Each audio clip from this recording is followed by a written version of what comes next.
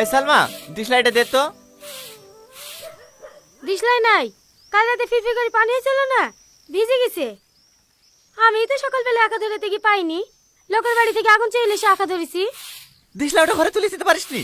আখা এখন আছে? পাটকাঠির আগুন আর থাকবে নাকি? দেখো গা আছে কি।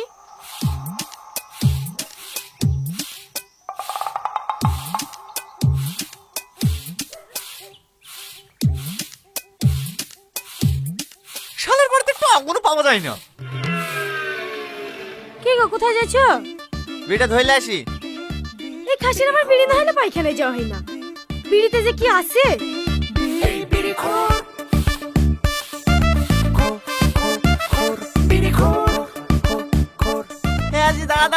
দাঁড়া।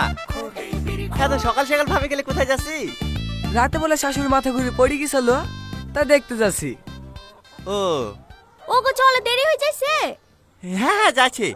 আগুনটা একটু দে তো ভাই, বিড়িটা ধরিলি। আমি এখন কোথায় পাবো? আজ 2 সপ্তাহ হয়ে গেল বিড়ি খাওয়া ছেড়ে দিছি যে। কি বলতে বকছি? কালকে দেখুন তোকে মাসানি বিড়ি খেতে। দে আগুনটা দে। এই আর কি মারিসনি? খুব জোরে পেয়েছে, পায়খানা যাবো। কালকে বিড়ি খাইছো?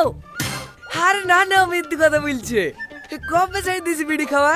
হ্যাঁ থাক রে, আমাদের আবার লেট হয়ে যাচ্ছে।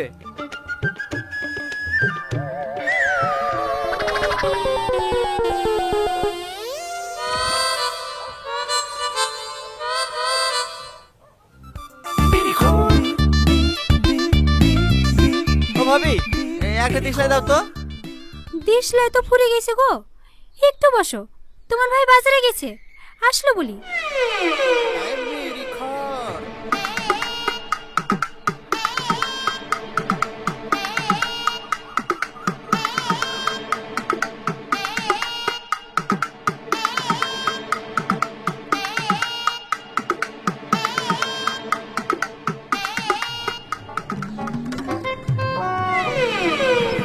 বলবো রাধা, মালগুনা নামিলাও।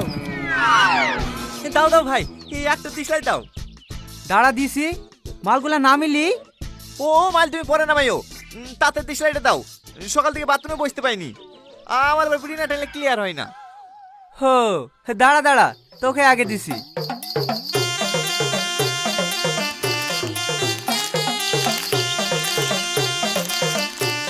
আরে যা, ডিসলাই বান্ডিলটা তো তুলতে ভুলে গেছি। হ্যাঁ